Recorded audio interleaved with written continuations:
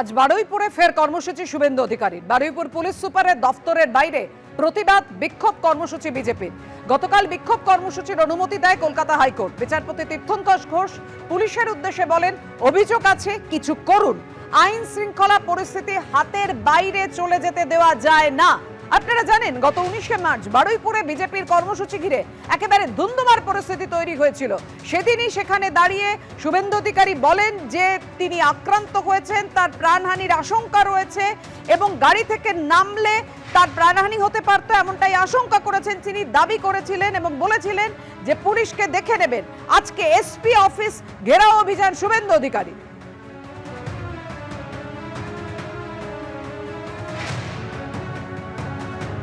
বিদেশে গিয়েও মমতা ব্যানার্জি গান্ধীজির কাছে প্রার্থনা করছেন যেন সংবিধানটা থাকে।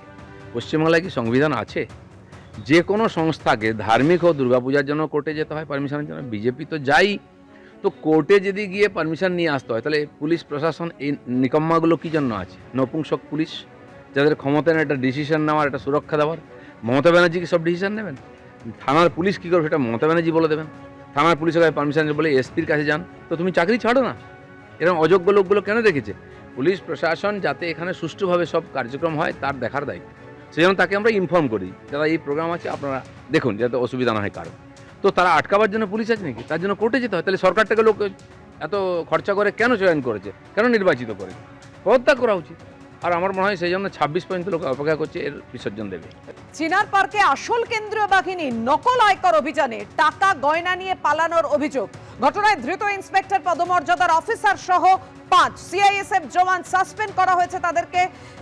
এই 5 সিআইএসএফ জওয়ান এবং অফিসার সহ তাদের প্রত্যেকের বিরুদ্ধে বিভাগীয় তদন্ত শুরু হয়েছে। কথা বলবো, আমাদের সঙ্গে রয়েছেন আমাদের প্রতিনিধি প্রকাশ সিনহা।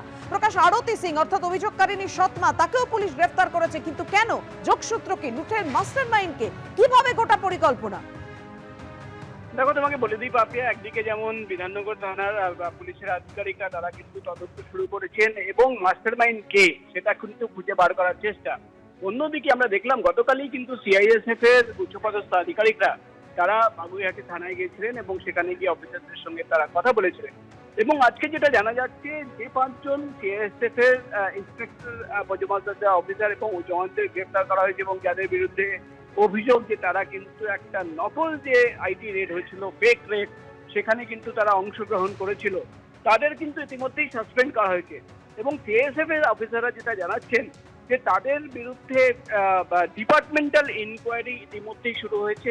অমিত কুমার, তুমি জানো, যাকে গ্রেফতার করা হয়েছে, ইন্সপেক্টর র্যাঙ্কের অফিসার, সে কিন্তু ফারাক্কা সেকশনের অফিসার। তাই ফারাক্কার সেকশনকে বলা হয়েছে যে তারা কিন্তু ডিপার্টমেন্টাল ইনকোয়ারি করবে এবং তাদের সার্ভিস রেকর্ড দেখা হবে, কোথায় কোথায় তাদের পোস্টিং ছিল এবং এই র্যাকেটের সঙ্গে কিভাবে তারা কানেক্টেড হলো, কোন জায়গায় কিভাবে কানেক্টেড হলো, সেটা কিন্তু পুরো বিস্তারিত তদন্ত হবে এবং ডিপার্টমেন্টাল ইনকোয়ারি হবে। সব মিলে কিন্তু একদিকে যেমন পুলিশ, বিধাননগর পুলিশের আধিকারিকরা তদন্ত করে দেখছেন যে কিভাবে এই র্যাকেট কাজ করেছিল, মাস্টার মাইন্ডকে আরো কেউ রয়েছে কিনা, আরো কারোর কোনো পেছন থেকে মদত ছিল কিনা।